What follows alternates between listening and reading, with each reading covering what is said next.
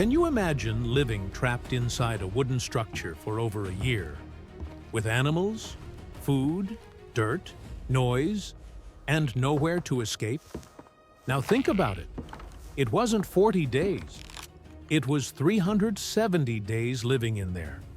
And the question that nobody really answers is, how did it work inside?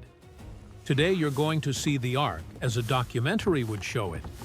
Inside, in the real routine, day after day. In the end, you'll understand how the Ark was organized, how Noah fed everything, how they dealt with waste, ventilation, water, and how was it possible to survive.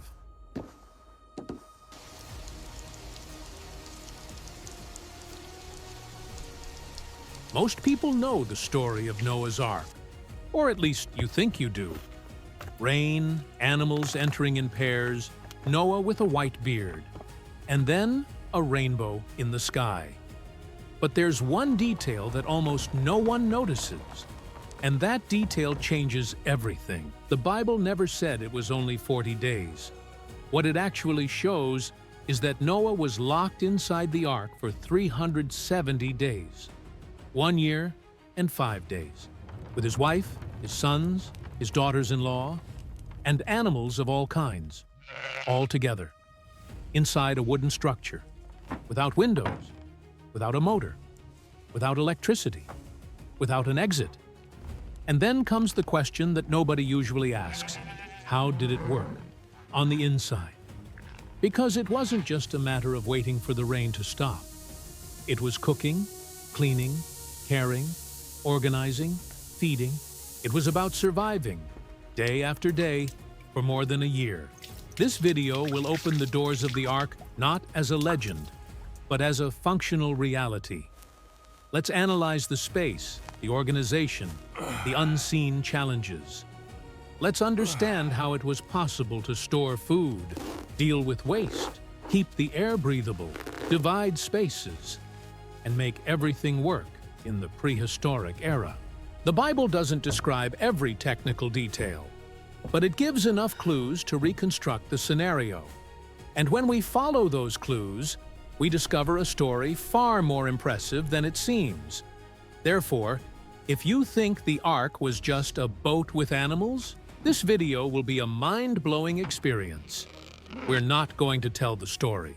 We're going to investigate the engineering of survival. So get ready, because what you're about to see will make you look at Noah's Ark with new eyes. If you enjoy seeing the Bible explained logically, in detail, and faithfully, go ahead and like this video, subscribe to the channel, and leave a comment below. Have you ever stopped to think about what really happened inside the Ark during those 370 days? If Noah's Ark had been merely a symbol, God would not have given it measurements, but He did, and in detail. Genesis 6:14-16 describes a technical design. God commands Noah, "Make yourself an ark of cypress wood. Make rooms in it. Cover it inside and out with pitch. Its length shall be 300 cubits, its width 50 cubits, and its height 30 cubits, converting approximately 135 meters long, 22 meters wide, and 13 meters high. Proportions that are anything but childish. On the contrary, they look more like a 3-story floating warehouse, sturdy, heavy, enclosed, built to last." And that was exactly it. The Ark didn't need to sail. It didn't need a direction. It only needed to float stably and keep life functioning inside for a long time. And that's why its shape was closer to a rectangular box than a ship. It wasn't an empty room inside either. Genesis 6:14 says that Noah should make compartments. The Hebrew word used has the meaning of bays, divisions, or even nests.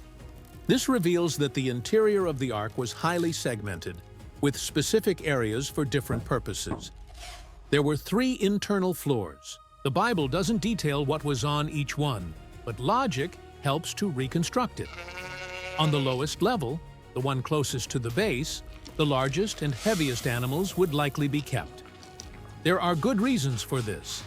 Keeping the center of gravity lower increases stability. Large herbivores, for example, could be safely housed there, separated by sturdy partitions. The second floor would have space for medium-sized animals, food storage, seeds, and tools.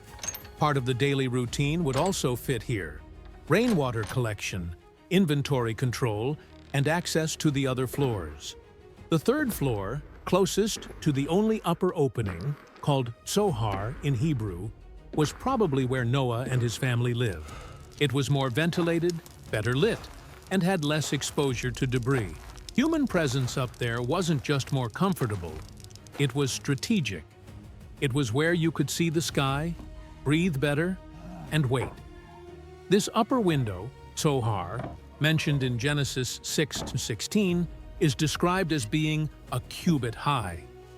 That's about 45 centimeters. The Bible doesn't say whether it was continuous along the roof or just a central opening, but its role was clear: to let in light and allow some ventilation. The ark's door, on the other hand, was on the side. It was closed when everything was ready, and sealed by God Himself, Genesis 7-16. This means that, once locked, no one else could enter or leave.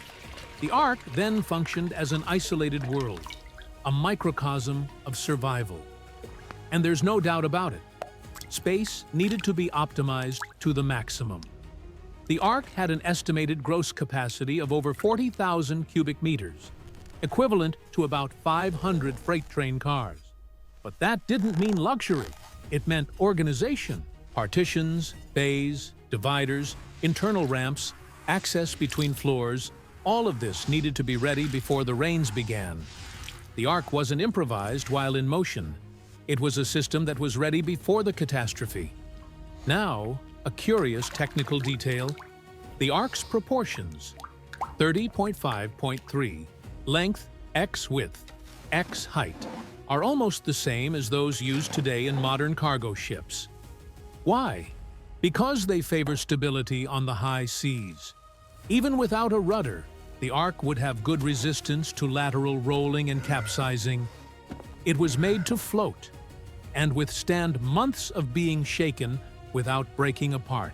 Another key point is the material: cypress wood. Some translations say gopher, a resistant wood, easy to work with and common in the region. But the most important thing was the bitumen, a natural waterproofing substance applied inside and out. This sealed the structure, blocking leaks and protecting against rot. Now imagine the camera entering that enclosed space.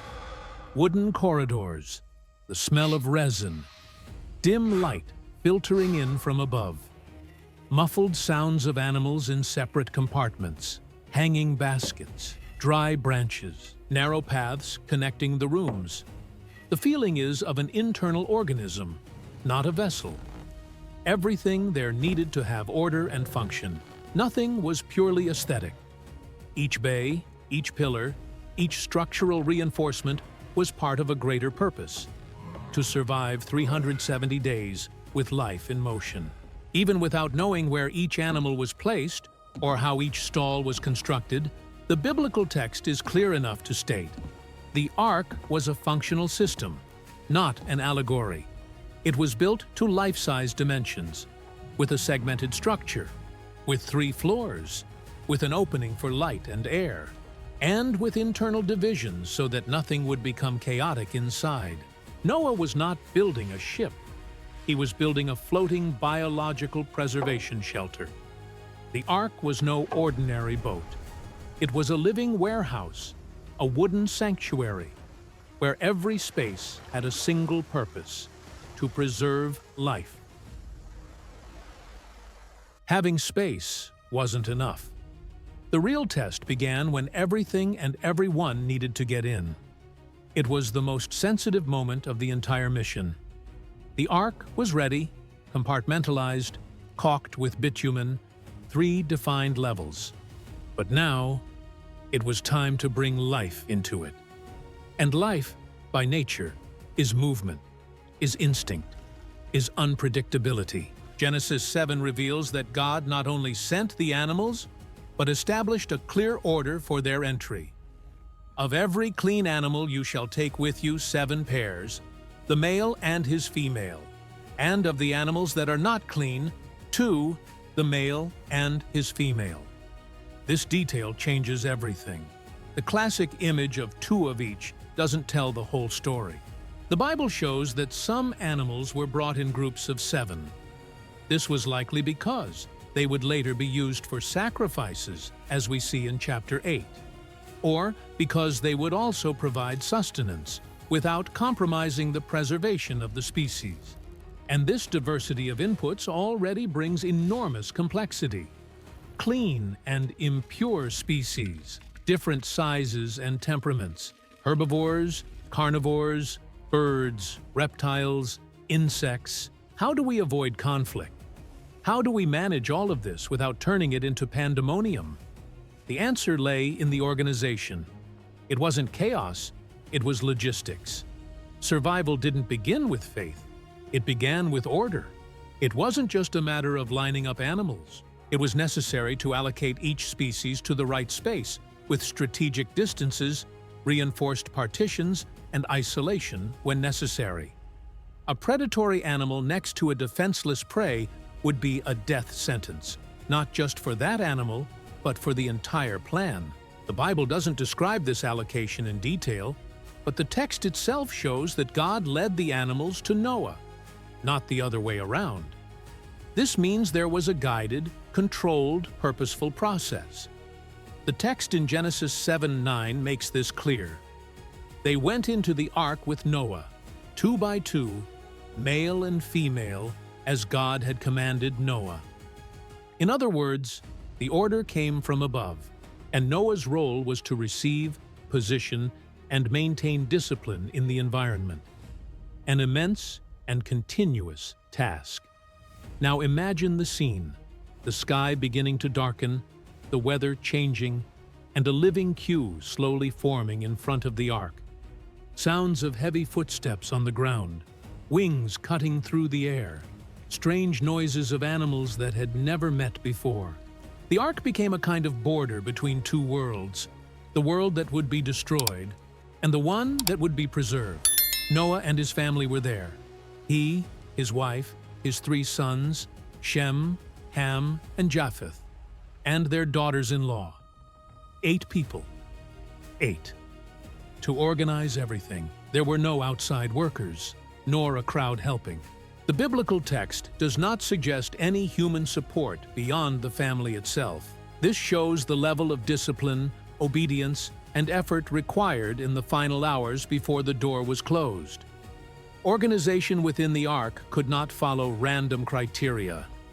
It was necessary to separate small animals of the great kind, 2 land birds domesticated by wild animals, meek among the aggressive, and, for that, the internal compartments, partitions, locks, and even ropes must have been prepared well in advance.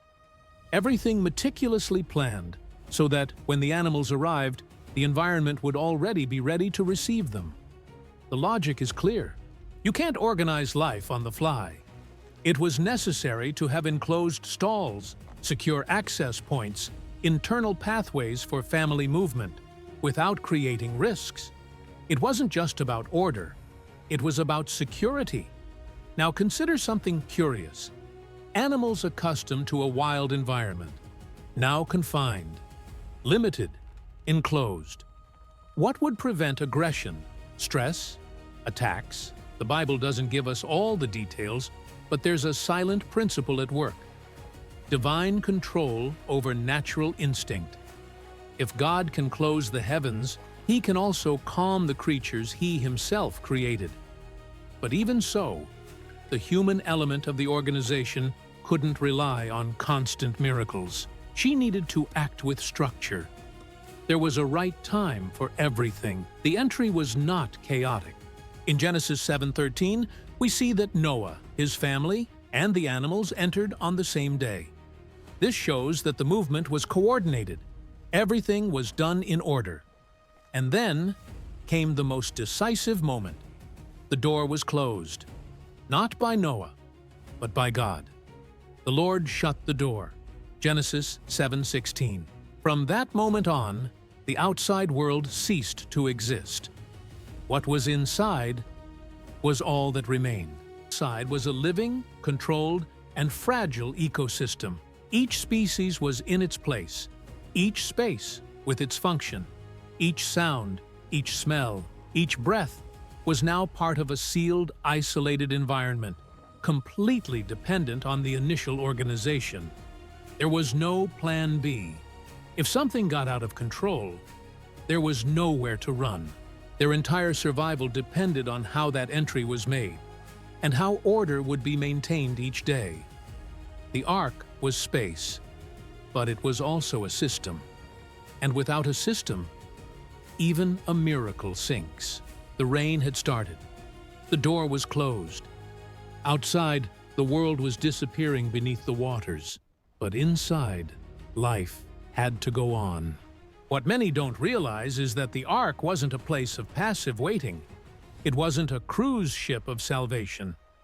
It was an environment of constant, repetitive, and exhausting work. Routine was the key to survival, and it offered no respite. Genesis 6:21 shows that God gave a direct command: take some of all food that is eaten and store it up for yourself. It will be food for you and for them. In other words, before entering the Ark, Noah already knew that he would need to take enough food for hundreds of people. Indefinitely. This preparation involved not only volume, but planning. What to store, how to preserve it, how to distribute it. There were no refrigerators, no constant fire, and no running water. It was necessary to anticipate the weather, consumption, and daily organization. The most plausible foods for that period would be grains, seeds, dried roots, dehydrated fruits, and forage for herbivorous animals. Anything that could last for months without spoiling, occupying as little space as possible. Furthermore, feeding the animals was not an event. It was a daily task, with cycles, shifts, and physical effort. Smaller animals required small, frequent portions. Larger ones needed large quantities of forage or simple feed. And all of them needed to be fed, day after day, for more than a year. Now think, who did this? 8 people. Noah, his wife, his 3 sons, and their daughters-in-law. No servants, no crew. The Bible doesn't mention outside help. The work was theirs, and it didn't stop.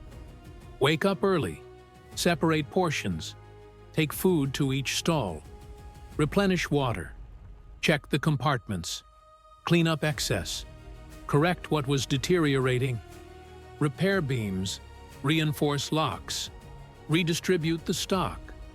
And all of this within an enclosed space, with limited light and controlled ventilation. Routine was cyclical. No days off, no weekends. There was no way to put things off. Every delay, every mistake, every distraction could cost a life.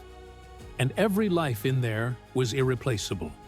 It was like living on a biological clock, where the hands were the animals' stomachs. Time was measured by tasks, and the tasks never ended. Even with organization, the effort was continuous. Divisions of tasks probably arose naturally. Some took care of food preparation, others of cleaning, others of inventory, of compartment security, of wood maintenance, of space redistribution. And on top of all that, there was also human survival itself. They also needed to eat, sleep, maintain basic hygiene, and cope with their emotions. Imagine the impact of living confined, with the constant noise of animals, in a damp, dark environment, with a heavy smell and no certainty of when it would end. It wasn't just physical exertion, it was also psychological. Routine was the only thing preventing a collapse. Outside, everything was destruction. But inside, every activity kept hope alive. every meal prepared, every portion of water carried, every seed preserved. The miracle was happening, but it needed human hands to continue. While the world outside was being swallowed by water, inside, every task, every act of care, every portion of food was a life or death decision. The ark was sealed. No living being outside of it would survive. But inside, a new kind of danger was emerging. A danger that made no noise, did not stir the waters, and did not come from outside. It grew silently amidst the wood, the breath of animals, and the humidity of the air. The greatest danger to the ark was not the flood. It was internal collapse. When dozens, perhaps hundreds, of living species are placed within an enclosed space, time becomes an enemy. It's not enough to have food. It's not enough to have space. What puts everything at risk is what the body eliminates and what the body breathes. The Bible doesn't say how Noah dealt with it, but it does show that the ark remained sealed for a year and 5 days. And that says a lot, because from the moment the door was locked, life began to depend on air quality and the ability to maintain a breathable environment. Animals emit carbon dioxide. Over time, the air becomes stale, and if there is no exchange, slow suffocation begins. The only opening that God ordained was the window at the top, the tzohar, about 45 centimeters wide.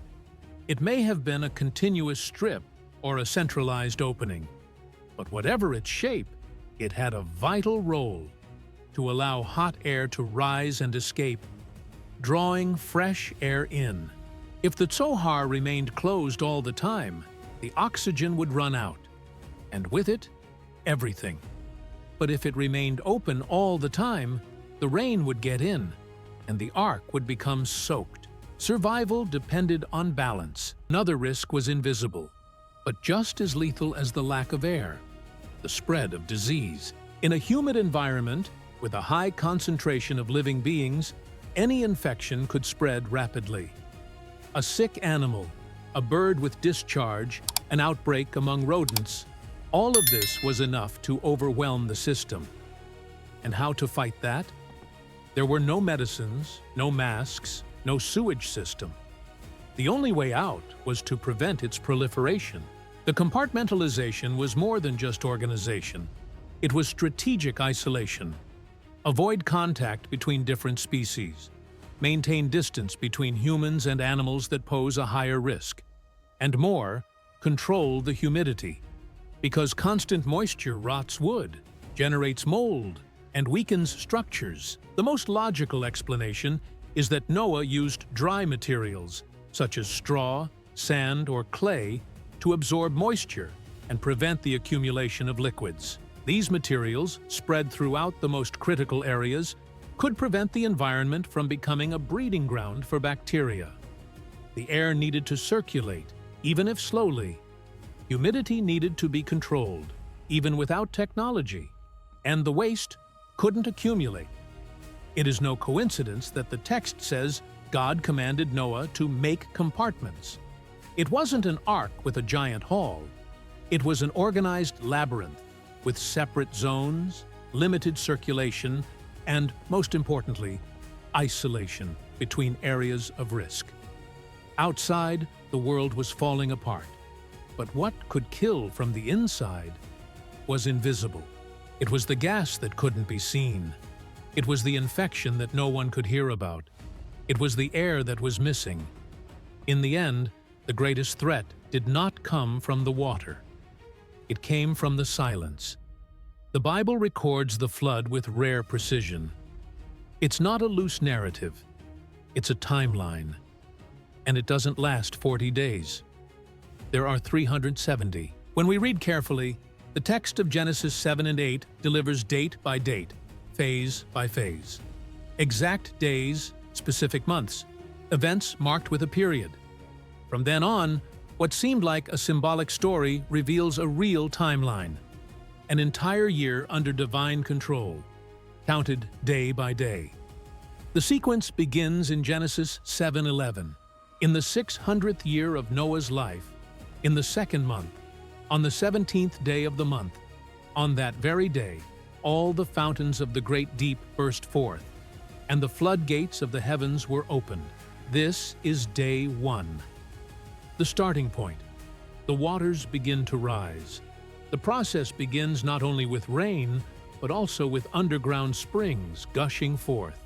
A global collapse in two senses, from top to bottom, and from bottom to top. For 40 days, the waters rise continuously. Verse 12, and the rain fell on the earth for 40 days and 40 nights. At the end of those 40 days, the world as we knew it no longer existed, but the flood was still far from over.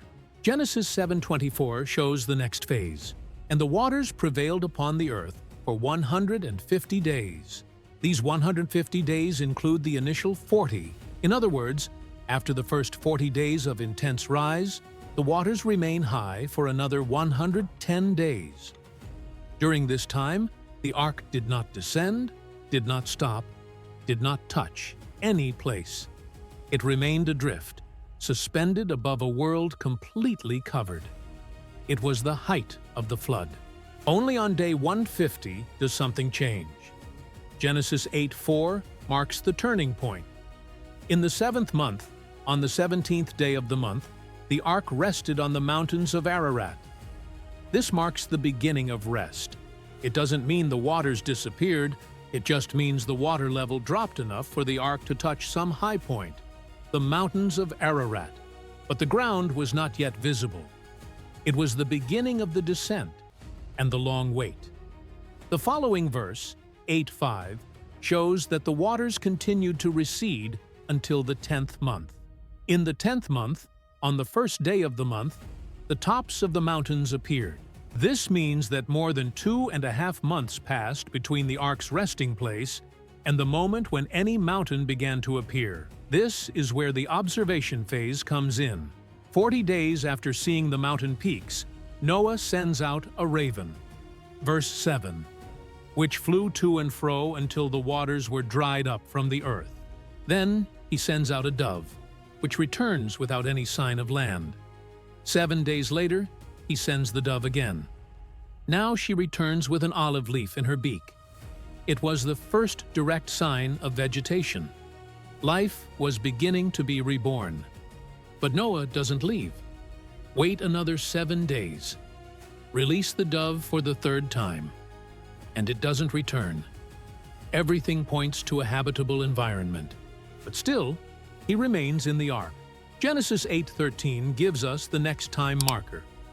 On the first day of the first month of the 601st year, the waters had dried up from the earth. So Noah removed the covering of the ark and saw that the ground was dry. This is an important moment. After 10.5 months, he finally sees the dry land with his own eyes. But even so, he still won't leave. He expects to wait almost 2 more full months.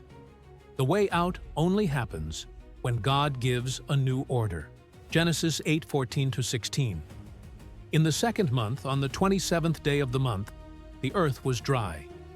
Then God spoke to Noah, saying, "Come out of the ark, you, your wife, your sons, and your sons' wives with you." This is the deadline. Year 601 of Noah's life. 2nd month, 27th day. Exactly 1 year and 10 days after the start. 370 whole days. And why does this matter? Because it wasn't just a global event. It was a timed process. God did not only judge the earth, he controlled every phase of time. He determined when to go up, when to stop, when to go down, and when it would be safe to set foot on the ground again. Each period has its own rhythm. 40 days of rain, 110 days of stable waters, 74 days of retreat to the mountain peaks, 40 days of observation, 3 shipments of the dove every 7 days, 90 days between seeing the dry land and finally leaving. None of these phases were rushed. Noah saw the signs, but waited for the voice. In total, he passed 150 days in motion 220 days stopped, waiting for instructions. It wasn't just a physical challenge. It was psychological, spiritual. Time was a test, and the test was to obey, even after the visible danger had passed. Each day, the ark became less of a prison and more of a shelter. And when he finally set foot on the ground, Noah didn't run away. His first action was to build an altar, Genesis 8:20. Then Noah built an altar to the Lord, and, taking some of every clean animal and clean bird, he offered burnt offerings on the altar. After waiting 370 days, he gave thanks. Before planting, before building, before eating, he offered. The time spent inside the ark was not wasted. It was preparation. It was rhythmic. It was school, an entire calendar, marked not by the months of the world, but by the will of God. Now that the ark's door has opened and Noah has set foot on dry land again, we can look back and answer, with clarity, the question that has guided this entire documentary. How did Noah's ark work inside? The answer is not in the myth. It's in the text. The ark functioned as a structured survival base, with specific dimensions: 3 floors, internal divisions, compartments, space control, food control, and ventilation control. A floating shelter built with logic. The interior of the ark was a feat of preservation engineering. It wasn't comfortable. It wasn't pretty. It wasn't magical. It was functional. It was designed by God, built by Noah, and filled with order, purpose, and resilience. Noah did not survive the flood solely because of his faith. He survived because he obeyed precisely.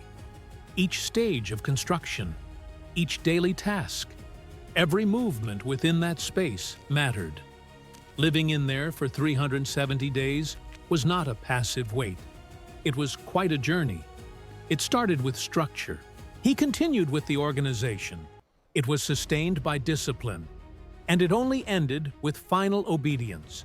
Because the most impressive thing about this whole story is that Noah only left the ark when God commanded him to, even with a clear sky, even seeing the dry ground, even though there are signs of life. He waited for the voice. This is perhaps the most difficult part for any human being. To be ready, and even then, to wait, having all the signs, and yet trusting that God's timing is more reliable than our haste. Noah's ark teaches us many things. She is a symbol of judgment, but it is also a symbol of preservation. Be careful. Details. Because God didn't just decide to save. He prepared a place where life would be sustained while everything around it was destroyed. And isn't that the case with us today? How many times have we felt that everything around us is crumbling, collapsing, and yet God places us within a closed space, a time of waiting, a period of isolation where the world outside continues to sink, and we don't understand why He hasn't yet commanded us to leave. The ark shows us that waiting within God's will is far safer than running outside of it.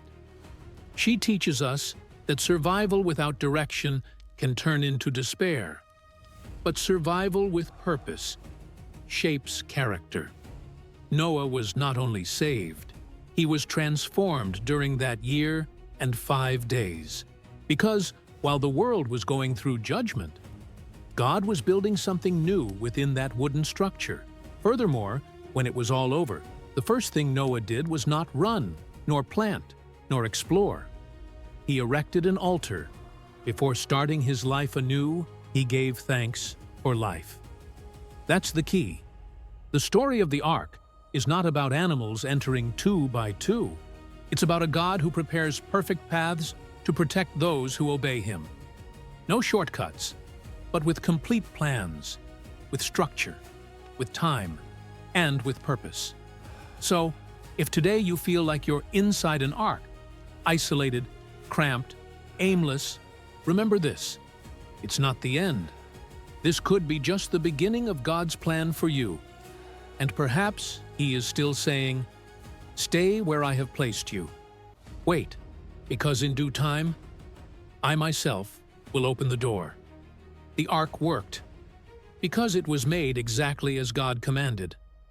And when we decide to follow His instructions, even in the most difficult details, the provision arrives. It would be renovated. Life goes on. And the new begins. While the world was falling apart outside, God preserved life inside. And perhaps that is the strongest message of this story. God always prepares a place of preservation for those who obey. If this video helped you understand the Bible clearly, please like, subscribe to the channel, and turn on notifications so you don't miss future videos. And comment below, what part of the daily routine inside the ark impacted you the most? May God bless you. Till the next video.